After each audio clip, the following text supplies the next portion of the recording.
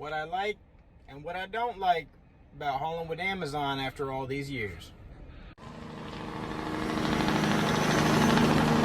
I'm back.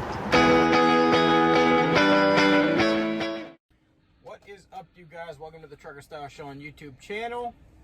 Appreciate y'all watching.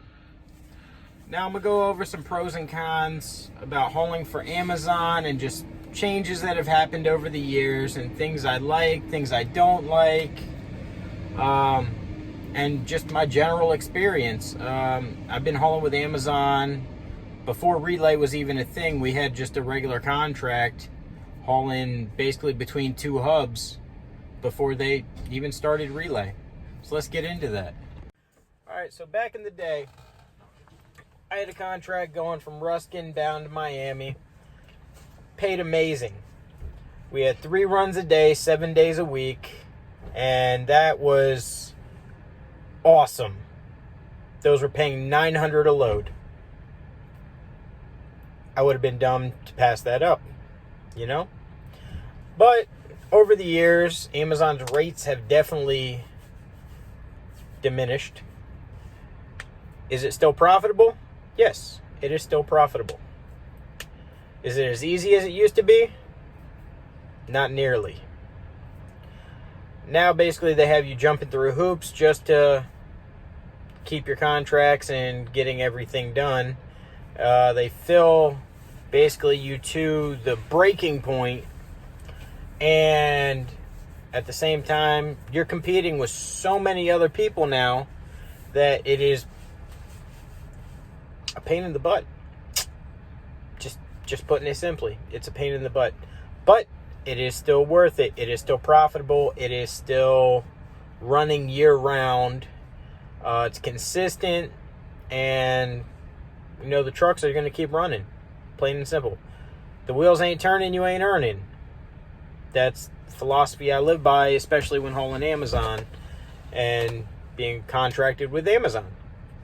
The wheels ain't turning, you ain't earning. That brings me to the pro number 1. Consistency. Year-round freight. That should just be the given.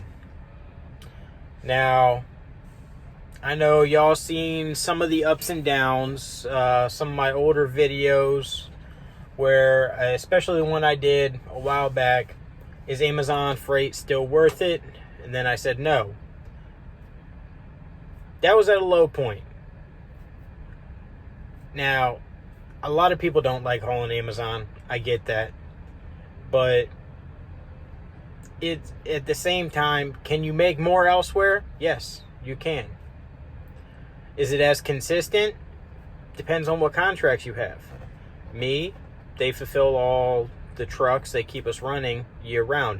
Is there slow times? Yes, there is in any part of the industry. There's always slow times. But you just have to account for those.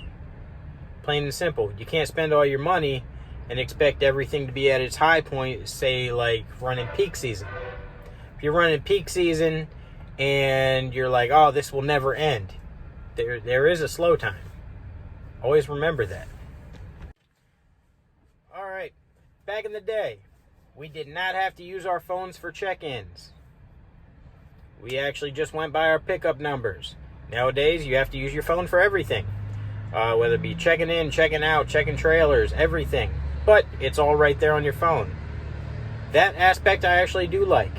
I think it is pretty nice. Now, I wish they would update their GPS a little bit more. And that's more along software. But all in all, everything's there that you need to be there. It does help you. Hell, it even has GPS on the phone. It gives you truck routes. Do you want to trust that 100%? No. I'd always do a trip plan before you go anywhere, just to make sure, because they have tried to take me on non-truck routes a couple of times, so always be aware of that. Do a good trip plan. Make sure everything's where it's supposed to be. Next, how strict Amazon is on their yards and for everything. Now, I get why they do it. I really do. Some aspects I do believe they take it over the top a little bit, but that's just my personal opinion. And granted, yes, they are all about safety. That they are. Now, say somebody forgets to wear their vest, they hop out of the truck, they're hooking up they're cranking up their landing gear, putting their airlines on. Is that hurting anybody? No. In that case, I'd just tell them, just like, yo, put your vest on. Some of the yard jockeys don't feel that way, though. Yeah, some of them, they'll call ahead, be like, yo, this person wasn't wearing it. Either put a case out on them and blah, blah, blah. So always make sure you're treating everybody with respect. You don't want to be one of those people where they can't stand that comes to the gate. And I've seen that. I really have. And they're looking for any little reason to kick your butt out. Don't be one of those people. All right, next. I do not like the time restraints they have on some of these runs. They are packing you full on your 14-hour day. Should they be doing that? Probably not. Now, they have been working on getting it down to, say, like a 12-hour day. But is it actually happening? No.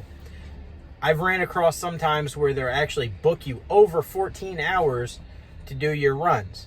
Call in relay, be like, hey, this run is going over 14 hours. You have over 11 hours drive time. You need to adjust this. Try and stay ahead of everything. Let relay know as soon as you notice it, which all goes back to trip planning. Plain and simple.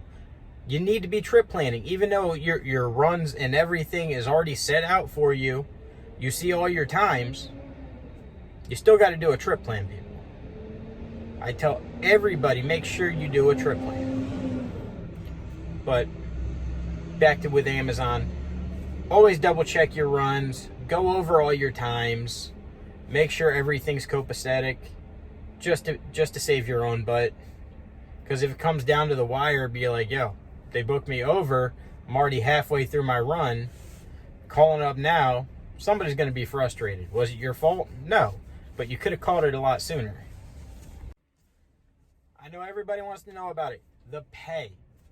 Keep your carrier score up, you get paid the following week. Plain and simple. I love that. I hate waiting on money.